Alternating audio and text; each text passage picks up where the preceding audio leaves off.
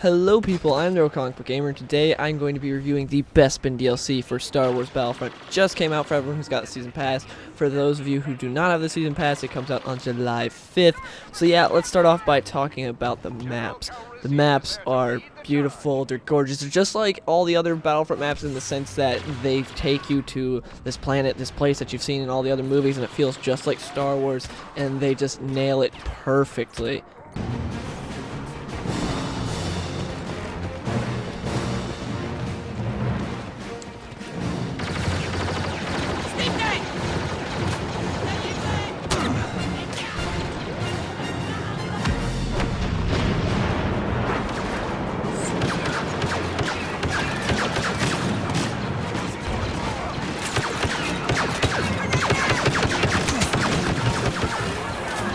Now, what's different about the Bespin maps and that I really love is the fact that it's urban warfare now, because prior to this, these maps took place on just like open battlefields, basically. It was just, you were on Hoth, you're on Endor, you're on very just like these nature maps. You're out on the planet, to where here it's urban warfare. You are fighting inside of a city, and I love it. It's great fighting on Cloud City. It's so cool. There are 5 different maps. 4 of them are for the ground modes, and then you have 1 for Fighter Squadron. Fighter Squadron map is pretty cool. I like it, but Fighter Squadron is never my favorite mode, so it's not like anything huge. It's not like I was so excited for it or anything, but it is nice to have a specific Fighter Squadron map because of the fact that prior to this, most of the Fighter Squadron maps just took a place above the normal map, so there wasn't any effort put into it. With that being said, I would have preferred just a 5th map on the ground instead if they could have done that, but yeah, I like the Fighter Squadron map, but nothing special. Then you've got the 4 ground maps.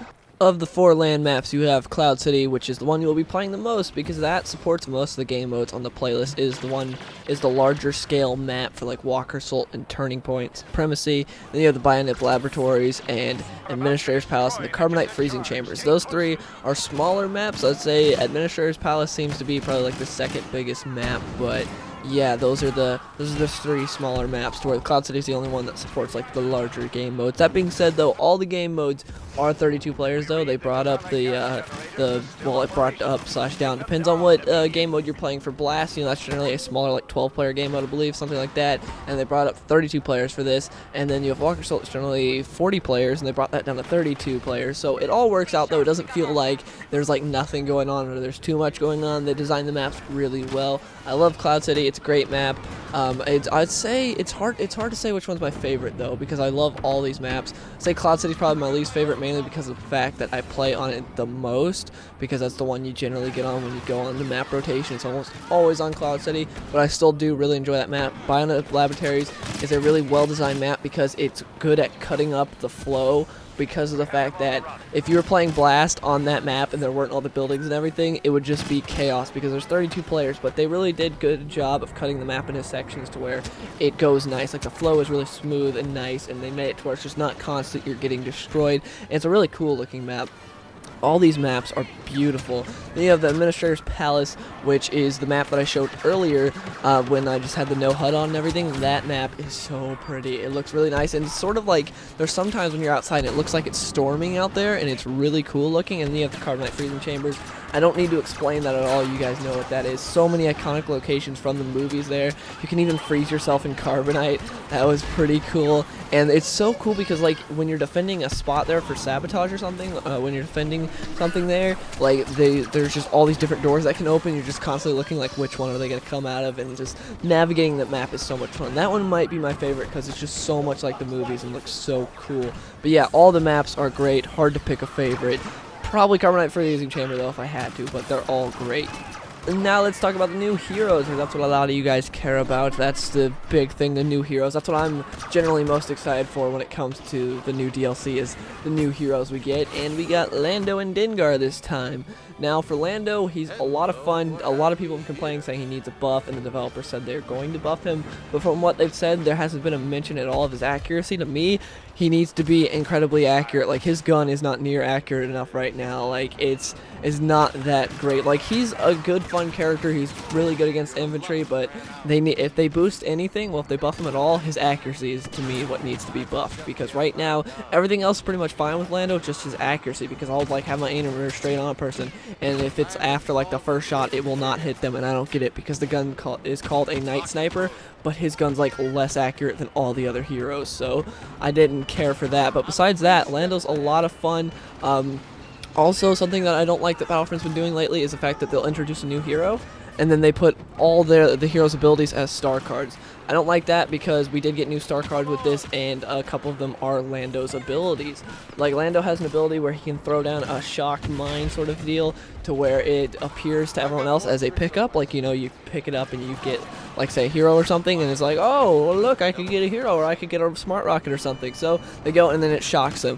Well, they made a star card to where you can throw down a grenade and it shocks people. It has the same effect, just not the, you know, not the illusion effect of it. Everything else is the same with that, though.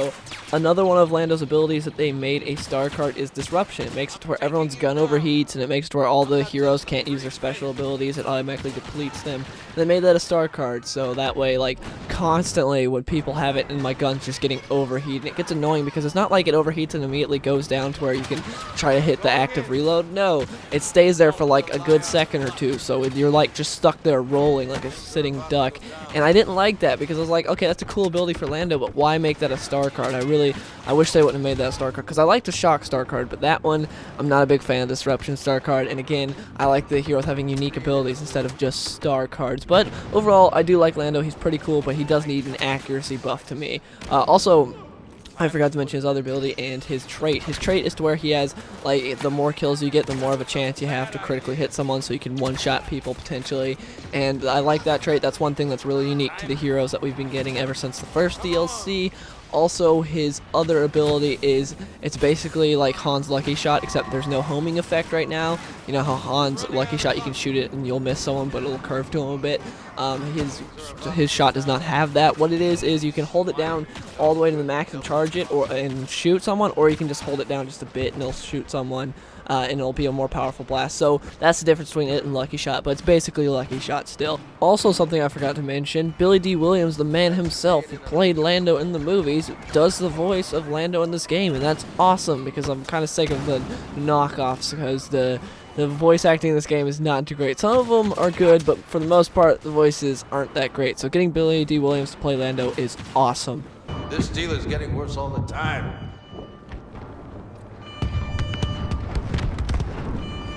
All right, all right, all right.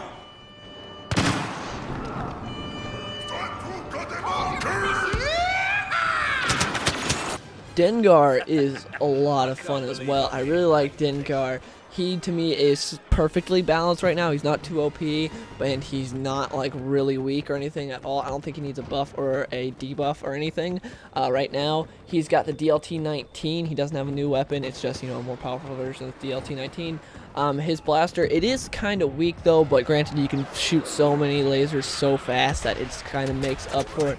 I really like his ability. He's got ability where he just runs, like, does this super fast rush past everyone, throwing proximity bombs and sticking everyone that's in his path, and it stuns you. Like, when it gets put on you, you can't move for like a second, and it just kills everyone. And I really like that ability. It's a cool, unique ability.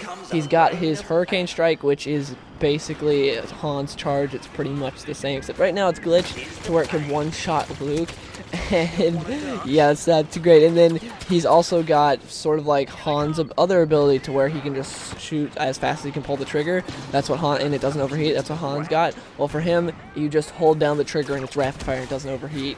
And yeah, so it's basically Han's ability there, but overall it's pretty cool. I like him. I think they did a great job with Dengar. He's a ton of fun. He's not too powerful because when I first played against him as Lando, I was like, wow, he's destroying Lando. He definitely does destroy Lando if you're doing like 1v1s like that, at least like we did. That's mainly though because when I played it, we played with no HUD, and so I feel like if you could actually land shots with the with Lando's sort of Lucky Shot ability, that'd be the only way you could beat Dengar, because otherwise Dengar just takes less damage than you and deals out more, it seems. But yeah, Dengar, he's a lot of fun. It's pretty easy to kill him as infantry, it seems. Whenever I run into Dengar, he doesn't last very long, but you definitely can get some good kill streaks with him.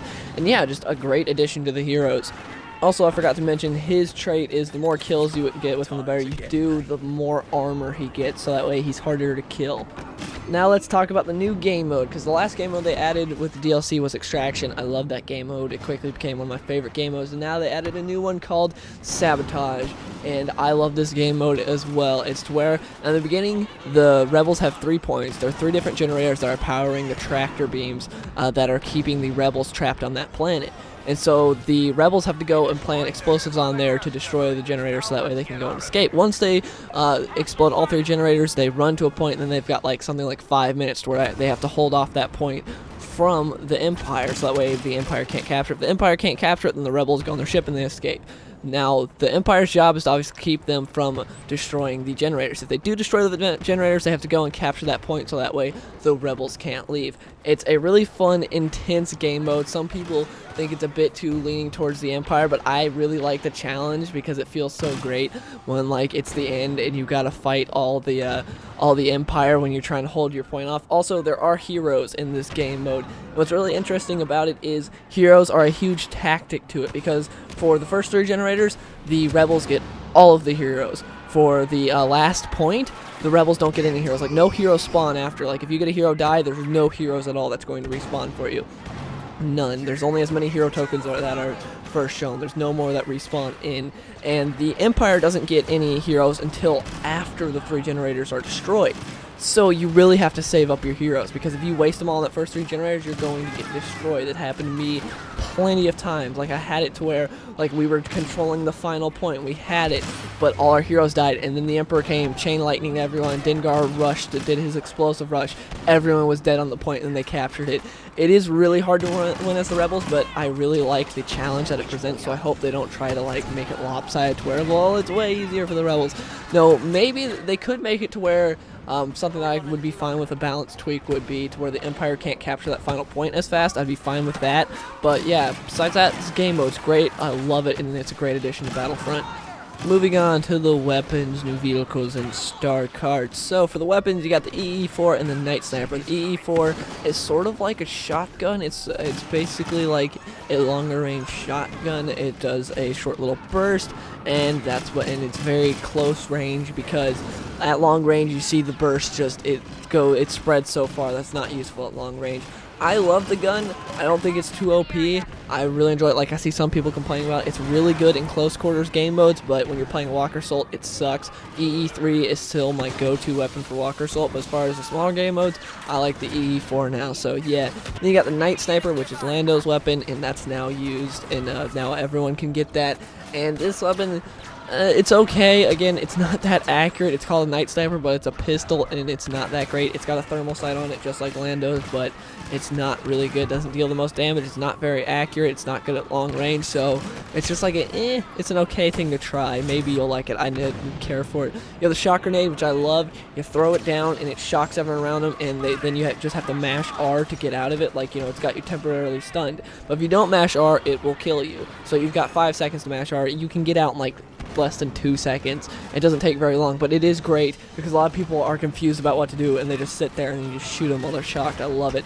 Shock grenade's a great addition. The disruption, which is what I talked about before, I don't like this stem card. I don't, because constantly it's just like, hey, your gun's overheated and you can't do anything about it. It's like, oh, that's great. Like, I have to wait so long. To where the shock grenade, like, you can avoid it. You can see someone throwing it, or you can, mash R to get out of it. To where a disruption, nope.